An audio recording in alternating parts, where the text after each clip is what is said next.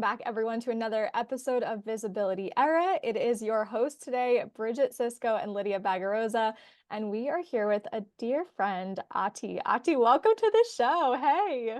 I am so excited to be here. Thank you, thank you, thank you.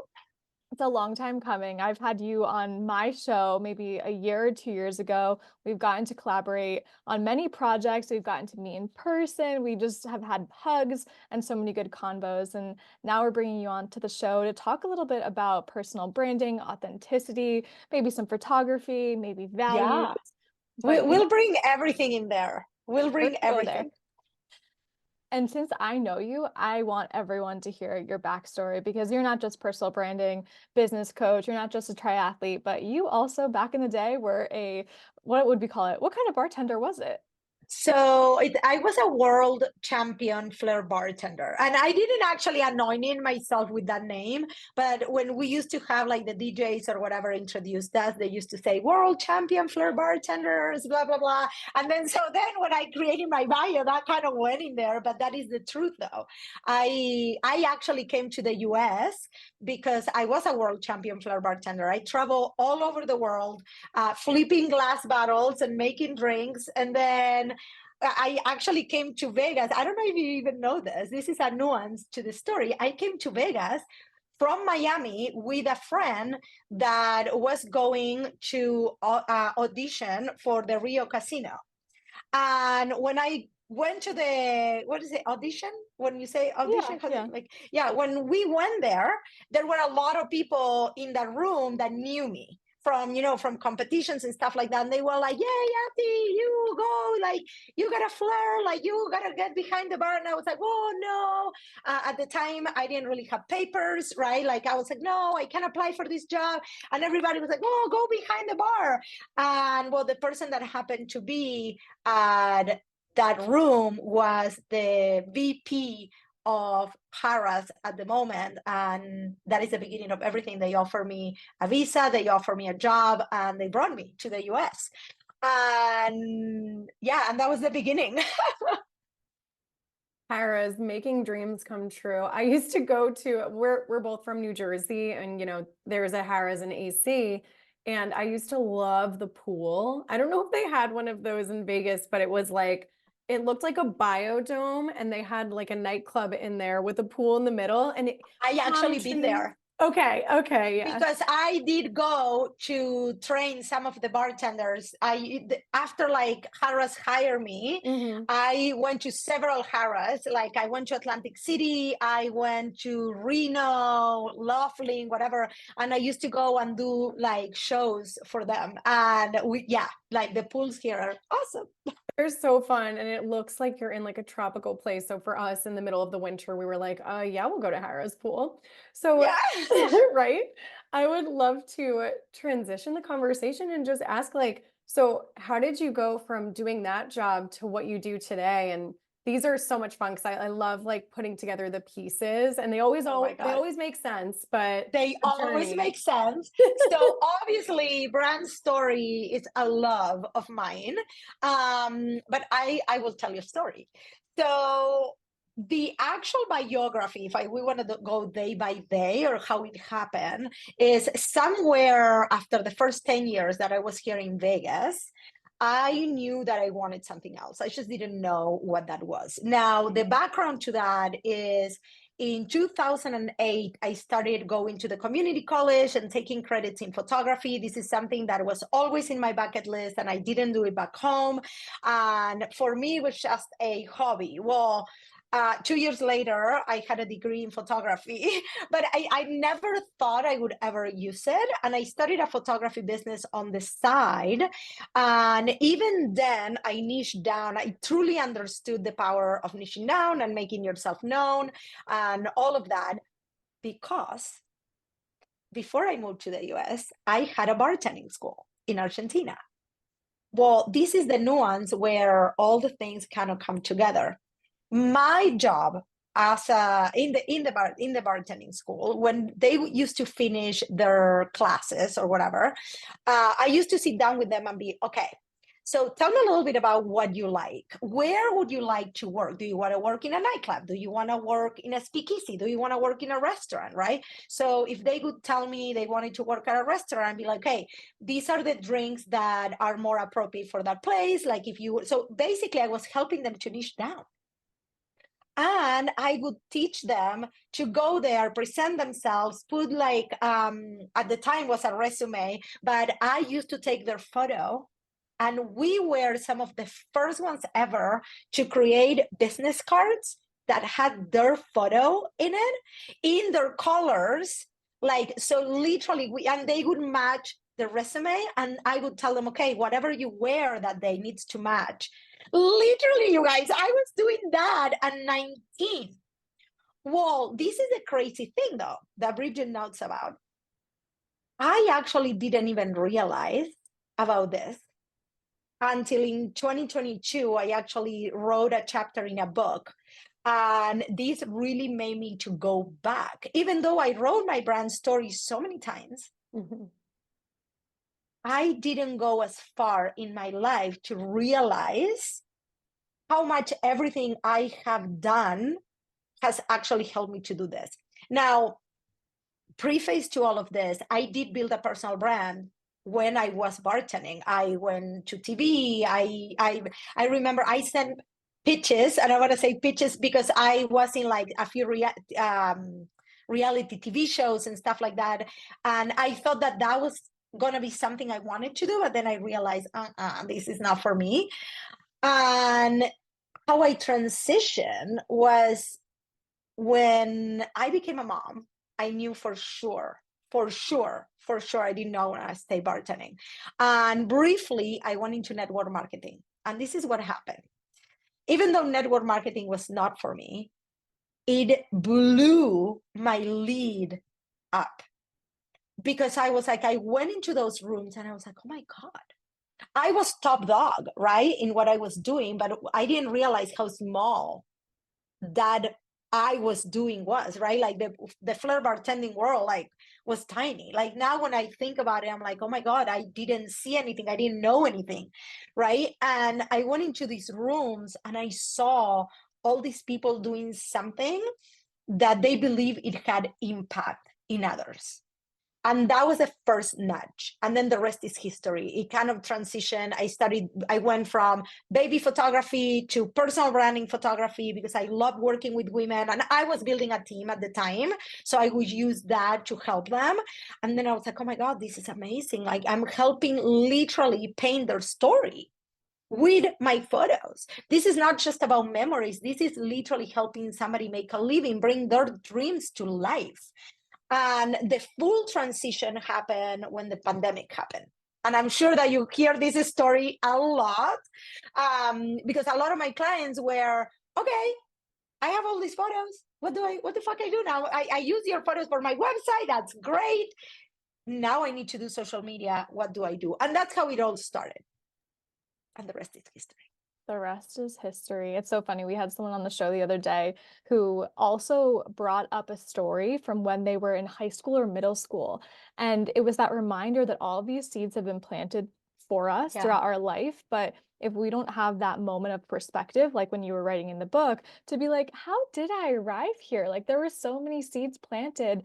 And I love that you're able to take from those experiences and say, oh my gosh, that's absolutely informing what I do. And you as a personal brand, you teaching business owners how to be a personal brand, us focusing on media, like that story piece is so, so crucial. So crucial because when we talked about media, nobody wants to read a pitch, right? A pitch. Am I saying it right? My accent is like off the hook today. Because my mom is living here with me, so I'm speaking Spanish all day long right now. Peach. It's perfect. It's perfect. Like, are you eating a peach or are you actually saying a pitch? I can laugh about myself all day long. But the truth is that those stories is what people actually like want to hear, how they connect with us.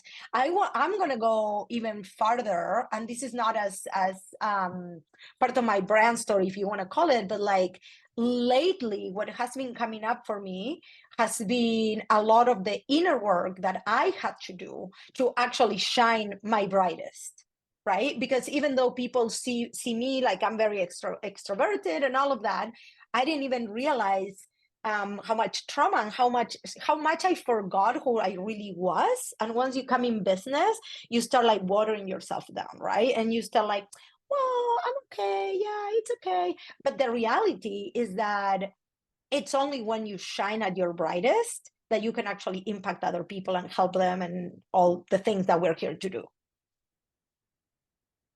Yeah, absolutely. And it's funny, speaking of shining your brightest, is when you were talking about helping the other bartenders figure out like what they want and their colors, and you were actually helping them like create their first business card with their colors, telling them what to wear. You were calling it niching, but we always say this, like niching is really just figuring out what feels authentic to you and Yes. connecting to that. So I love that you said that. And then speaking of authenticity, sometimes we need to do that inner work to be able to actually see what that means to us instead of Yeah. getting confused by the outside noise. So can you tell us a little bit about maybe your own personal experience or a story of a client who had to do something similar? So, okay, so this is where I love talking about authenticity, because I think authenticity, the word is so bastardized, and Yeah. people feel, oh, just show up, just show your life, show what you're eating. I'm like, no, not it. No. So we are all so influenced, right, by everything that it's online and the internet, and it's amazing. I mean, we are all growing our businesses there. I'm not knocking it, because I absolutely love social media. However, we need to figure it out who we are first and get really, really comfortable with that. So, for example, I'm gonna bring up a story with a client, and she's not only a client, she's also now a peer coach inside of my academy, and we became really close. And when she first came to me, she was transitioning from corporate to the online world, and she has been doing teaching and education and all of that in corporate for 23 years.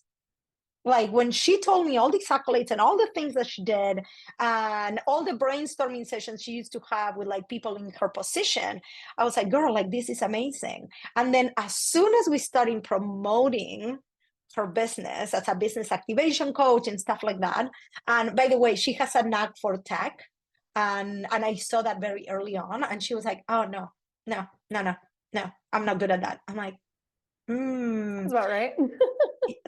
let's explore that. Let's explore that, right? Like, this person has like a completely set of skills that are so different than mine. And I kept telling her, I was like, use your skills. There is people out there that needs them. So I do this exercise with core values, right? And she kept skipping it, and she kept skipping it, and she kept skipping it. And I would ask her, why are we doing all of this? You're already on social media, but you don't really know what your values are. And she didn't feel authentic. And she didn't feel like, she's like, well, I don't know. I don't know what to share, because that doesn't feel like me. But when I'm sharing this, that doesn't feel like me. And I'm like, do you know what you stand for?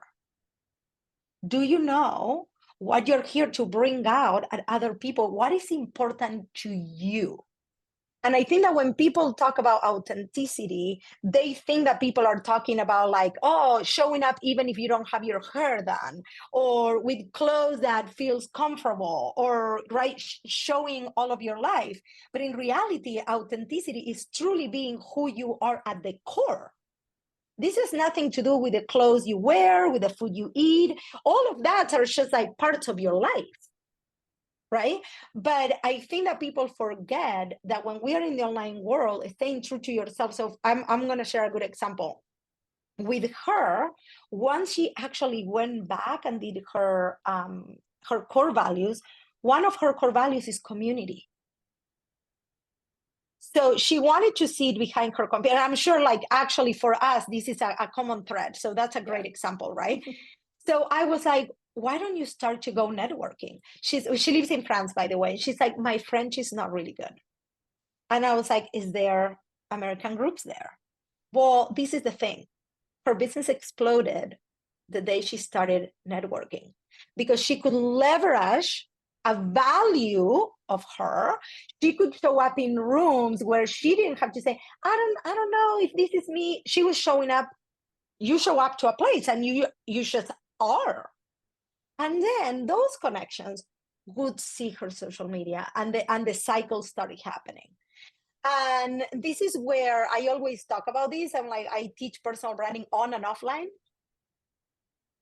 because I don't believe that your personal brand is just the video, like you putting 25 videos of your like talking head, right, on Instagram. Like, it's great for visibility, so people like they're seeing you top of mind and all of that. But I'm like, if you cannot build a brand on and off social media, the day that we're not gonna get into email and all of that, but like the day your account gets shuts down, your business is dead. That's it, done. You have no business. Right? And now you go into depression. But my whole thing is authenticity is all about our core values. This is not about just what you're posting, is what do you stand for? Yeah, that's so beautiful. No, it's so beautiful. We just had another branding expert. She does kind of different things than you on the show, but we were talking about like when you have your values and you have that idea of what you want your like perfect brand to be for you, sometimes it doesn't feel like you in the moment. And so a lot of, people will get discouraged and be like, I would love to be like this, but that's not what I look like right now. And what that really, what we end up seeing is like sometimes what we want, like that goal, that's what we're aspiring to eventually be. So it's exactly kind of what you're saying. It's like, it's having that confidence piece to really just embody your values. And once you do, like, it is you, it's already you today. And I think, okay, you hit it on the nail with something there, which is it's about embodying, right? Kind of like really starting to feel into who you truly want to become, and understanding that that may not happen overnight. Yeah. But the thing, when you have your core values, and I would love to use an example here, is you start making decisions in your business from there. And you start making decisions that actually feel good. There is no wrong decision when you make decisions from your core values. And I think women really underestimate this. Business owners feel like this is frou-frou work until they're feeling unaligned. They're feeling that they're making no money. They hate what they're doing. Now they build this business 2, 3, 4, 5 years in, and they fucking hate their business. Can I use the F word here? Sorry. Yes, you're fine. Yeah, we drop the F-bomb all the time. You're good. Okay, good, because that's one of my core values. My core values, just saying fuck whenever I want. Being open-minded and like not having to like filter, right?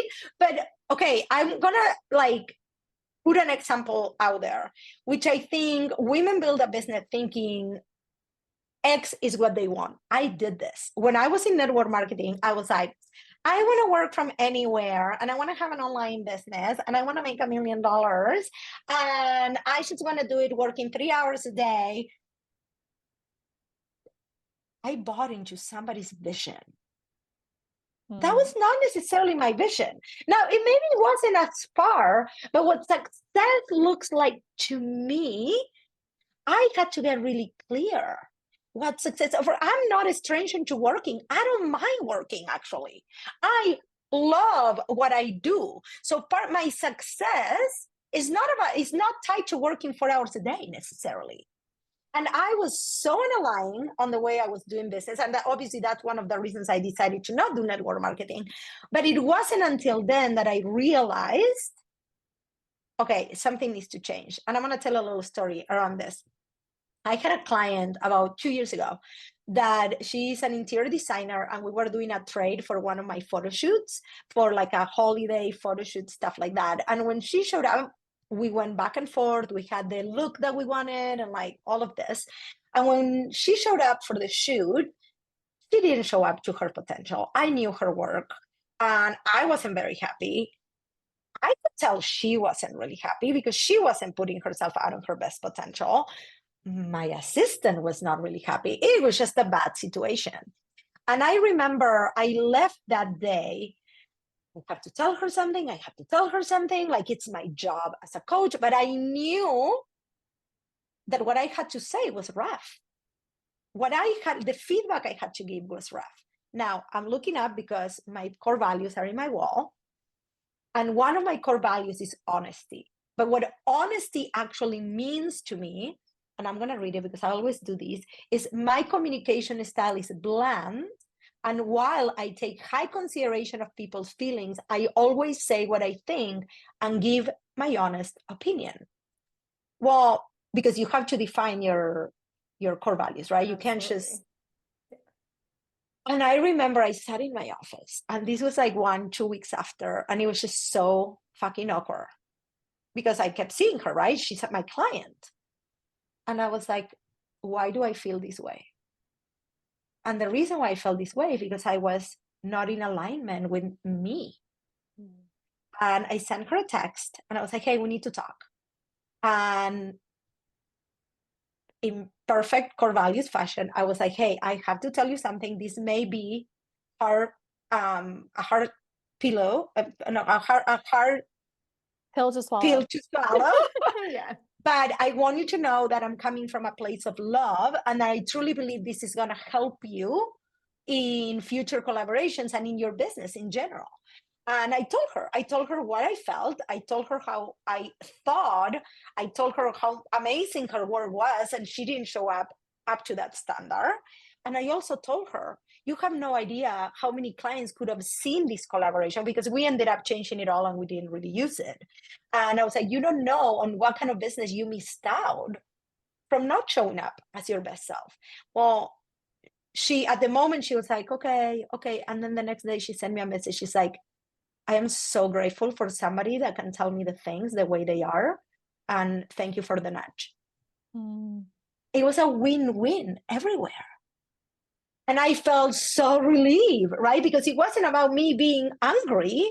It was me not being in alignment with who I truly are. And that is what being honest and authentic or being authentic online is. Yeah. Yeah, it's so interesting. My dad has been a business owner for a really long time, and he's made me do this exercise many, many times of a traditional business plan. And in a traditional business plan, you are asking yourself, like, what are your values? What is the vision? What is the mission of the company? And some of these reflective exercises that are more standard in like a corporate space are actually really, really beneficial for business owners. And I love that you say this because there are just so many reasons why someone needs to be doing this before they even, go to show up online, because are they not harming, are they doing a disservice to their community and their audience if they don't understand their values first? They're also doing a harming to themselves. And this is where people don't understand. So I actually have all my people do mission, vision, all of that, because the way I think about it is every piece of content, every word that comes out of your mind either builds your brand or literally you are pooping on yourself. but in a way where, are you building trust and are you letting people know who you truly are, what you do, how you can help them, and why you are the person, right? And I think that people forget that, because you do not need to be stuck on that mission or that vision, but everything needs to build towards that. Yeah, absolutely. Absolutely. Thank you so much for sharing that, because it really is a disservice to yourself at the end of the day. We do have actually a branding course that's from a PR perspective, which starts with, we call them authentic brand pillars, but it's the same thing we're talking about, core values, because if you don't have that in place, how are you supposed to create your story? And like, that's a huge part of pitching and all of that. And so anyways, we are so aligned. Thank you. This is so much fun. So we're going to transition into personal branding and photography and why this matters. And this is interesting because right now, Bridget and I are going through a rebrand, and we're like, we need to get like some new photos done because we did our branding. You need to take a trip to Vegas. I'll do it. I would love to do that. We're going to Vegas. We're going to Vegas. But, I have so many people that come here just because I feel like when you're aligned also with your photographer, it makes it so much easier to get photos that they're true to yourself. right? So, and Vegas is just an easy place to travel, like truly. Bridget was actually just saying, like, before we got on with you, she was like, God, Ati's probably so much fun to work with because she has such a I'm fun like, yeah, energy. She's never, like the hype never a, queen. never a dull moment when you get photos with me. Can you tell us like what kind of process you take your clients through when you're doing branding photography for them? Because it does really matter when it comes to media exposure. And like when you were thinking about getting yourself seen on publications, podcasts, like you want to start thinking about your branding photos because that does represent who you are. And that is Yeah. something that ends up, coming up. Well, and I think this is what this it separates a personal branding photographer from just pretty photos. So Yeah. let's actually go into the process, right? So number one, I get on a call with somebody. If you are about to hire a photographer and they do not offer a planning or a strategy call, whatever they want to call it. It doesn't need to be called strategy call. We call it a strategy call. But they don't have an actual consultation where you're going to be talking about your story, who your client is, your clothing, your colors, what do you want to achieve with these photos. Run the other way, because this person is not a personal branding photographer. But the thing is, I see this all the time where people is like, oh, we get on a planning call, but then the planning call is all about the clothing. The people come with this Pinterest board that, oh, I like these photos. But the truth of the matter is that in order to get good branding photos, this person needs to be asking you. Number one is where you're going to be using them. Because every good plan starts with the end in mind. Right? So I have clients that will come to me and they will say, you know what? I already have photos for my website. I love them. I need social media. That's a completely different photo shoot than somebody that needs photos for their website. Okay. So that's number one. Number two, for example, if you're going to publications, most likely you want to show a little bit of your story. You want to show personality, and you also want to show your business. So the way we separate, depending on what kind of shoot we are doing, if somebody tells me that they're doing just social media, we shoot a ton of outfits, and we variety, personality. In one room, we may do the same outfit in 10 different poses. But if you're telling me you need photos for your website, we're going to be way more careful, right? Your hair for your headshot needs to look absolutely stunning. Like it needs to be pretty perfect. We may do a lot more posing than we actually do if it's just social media. Is this like landing so far? Oh my God, this is perfect. I love this. Okay. Yeah, keep going, please. So there is a few key questions that I ask people, which is number one, I want to ask them, who's your ideal client? What do they need to know about your process? So we do a lot of photos about the process. So for example, process for a coach, for example, this could be her in front of her light and talking in front of the computer. And also maybe she wants to speak, right? She wants to be a speaker. We may bring models to have her speaking in front of an audience. Maybe this person hasn't had the opportunity to speak in front of an audience yet, or not every room looks great. And you want to have a beautiful, I mean, guys, truthfully, most of the rooms I ever spoke at, the lighting is poor. The photographer is like hiding on the background. Maybe we have a good video, right? But we don't have like great lighting. So we may want to fake that, not because we want to fake it, but because the truth is that the perception of somebody that see those photos, when they see a professional photo that looks good, that tells the story, that's the first impression. You cannot change that. And I always ask my clients, I'm like, do you want to look pro or do you want to look DIY? Yeah. Gosh, we were just talking about this a few days ago when I was up north with Bridget for our event, but Bridget just spoke at an event like 2 weeks ago. And the reality is she got a video, which is awesome. But the reality is like when you go to these rooms, they're typically at hotels, they're in their like conference room, the lighting is garbage. There's like, boring seating and walls. Like they're not sexy. Like it's just, I would No, never want my no. pictures taken there if I were a speaker. Exactly. So I think that, okay, so process is a huge one. And when I say process, a lot of people is like, well, but I would never do that. I'm like, yeah, but we want to show what the viewer needs to see themselves in working with you. And that is what I'm trying to achieve. So the other thing that I bring in is, okay, what are the traits of the tool? No, the tools of the trade. Oh my God, can we do bloopers? We should do bloopers. Well, you said something really good that was like every good plan starts with the Starts with end the in end in mind. mind. Dude, Yeah, I wrote it down. Like it's genius. So this yeah. is like really helping with the entire conversation we're going through. It's so good. But with the photos, right? It's Yeah. like people, how many people come to me? Like, obviously, this is my expertise, and because I do the branding, the personal branding strategy, I think that was a light bulb moment to me.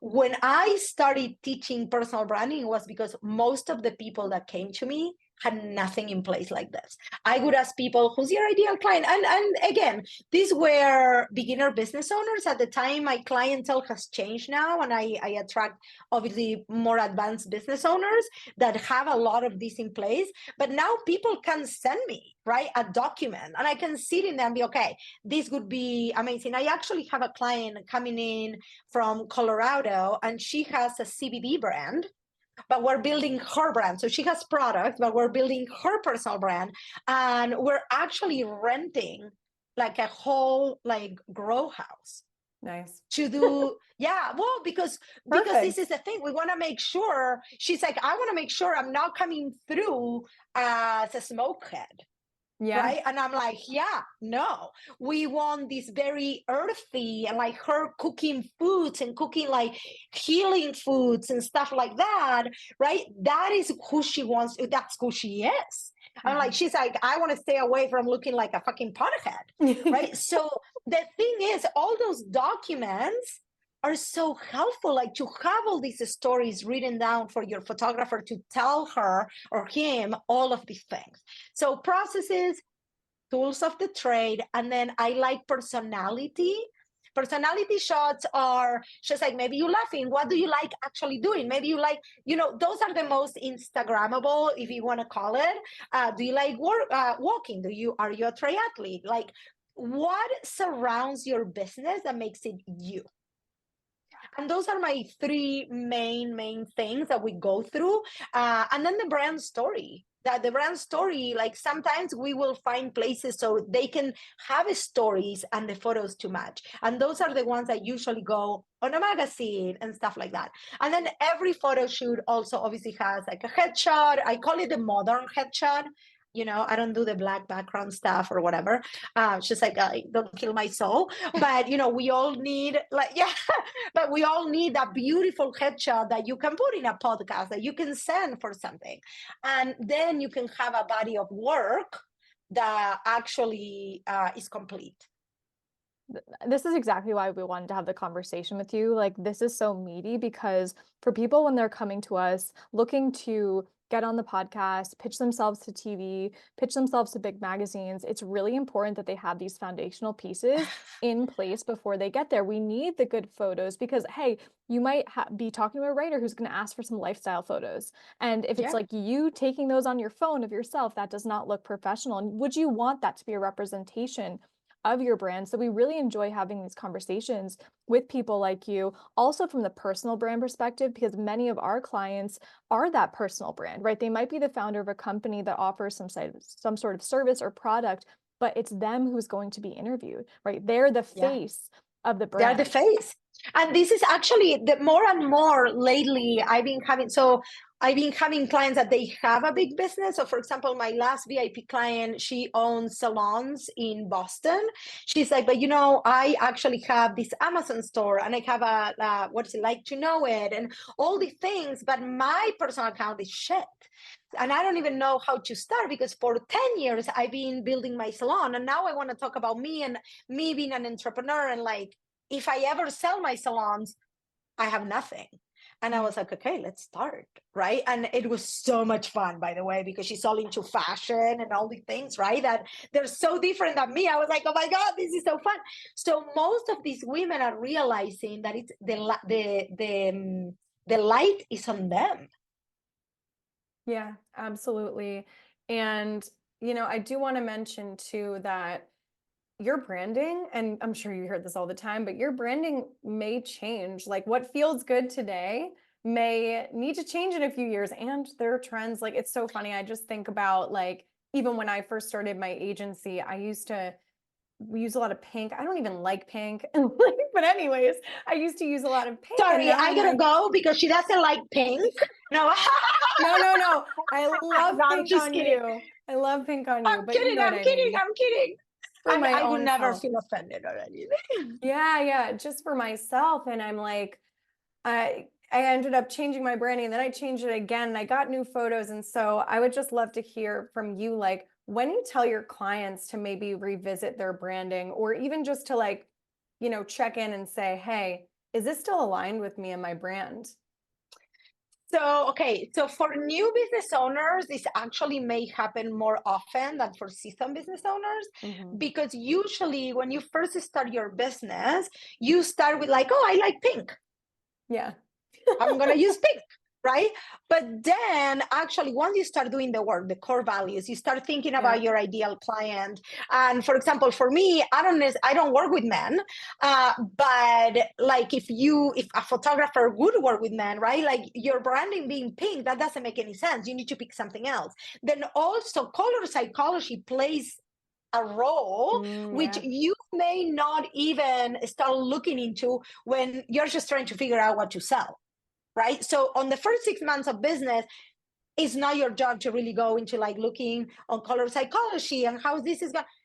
Just get something out there, right? Just put something out there, and hopefully you can stick to it, and it's going to look professional enough for you to like where the fonts are cohesive, your logo is cohesive if you're sending a proposal and stuff like that. Now, if you're a seasoned business owner, it depends on the needs, right? It depends on the needs. Is it just you providing the service and your business maybe is called Ati branding, which is me, Ati Grinspun, right? But like if now all of a sudden you have a company and the company's outside of you, it may be time to rebrand. Yeah. It's so Right. So funny. it comes down really to needs. And the other thing, I really like people to do a yearly kind of review. Okay, are my core values are still my core values? Is my vision still the same? Because your mission in life can stay constant, but maybe your mission in business changed. Bridget, you went through a huge pivot, but your personal mission, you as a person, you didn't change, right? But your business changed. So there is things that you want to show up differently. You want to have different messaging, your colors, whatever. That's why like working with someone like you is helpful, because and Lydia and I talk about this all the time. We usually don't take that moment to step back and get that perspective to say, yeah, is this still in alignment? And Lydia and I even experienced this, right? So we had 1 year in business with Visibility on Purpose. Our colors to start off were literally all neutrals. And we were having conversations and we were like, we're a brand around visibility. Like this is misaligned. So we're so excited about like our whole rebrand with the colors and just Okay, the what style. colors are you doing? Can you tell me? So good. Yeah, you need to go look at our Can you tell me? website. I can't wait to talk Okay, about okay. I'm gonna It's go really look at good. your website. Yes. It's really fun. And now I'm So like, I need okay, to be like, Ati, I need to have these things behind me now. I need to have the colors behind me now. yeah, I almost feel, Lydia, that you need to turn your thing around so your things are showing. Yeah. Because is it such a statement to, okay, guys, my whole office doesn't look this pretty. I mean, my office is pretty, but right now it's a disaster. Okay. And having a corner that it's on brand, it starts so many conversations. Like literally, I will jump on a call and people are like, oh, wow, that's your brand. That's you 100%. Like the colors, everything. And sometimes I'll be wearing something really cute on brand and then my pajamas. Yeah, Yeah. Just for the listeners, I have my boyfriend's surfboards on the wall behind me, so that's what she's referring to. I love this. Ati, we could talk to you forever. I'm sure that we'll have more conversations around this because, as we've said so many times, like your work and the PR work that we're doing, they just go together like peanut butter and jelly. Our clients Yeah. need you, your clients need our work. So we're just so grateful to have you here. So to close out today, where can people find you and what's exciting going on in your business right now? So people can find me. My house is Instagram for sure. That is but I mean that's the platform that I actually like it. People don't understand that, but I actually do enjoy building relationships there. And then my website www.atigrinspun.com, ATIGRINSPUN. And in there, I actually have a quiz. So if you don't know where you are with your personal brand and you're like, what are these steps that she's talking about? Like, I have a really cool quiz that will tell you you're an intermediate, you're a beginner, you're an intermediate, you're advanced, and it will give you a step to take forward. But Instagram is the best place. Come and talk to me. Be like, hey, I found you here. Like, love your work, don't love your work, love your pink, don't love your pink, whatever. Ati, I really love your pink. I swear. Thank you so much. But I love it because a lot of people start with pink and then they leave. Then people like my brand, when you're scrolling, it's me. Yeah, for yeah, sure.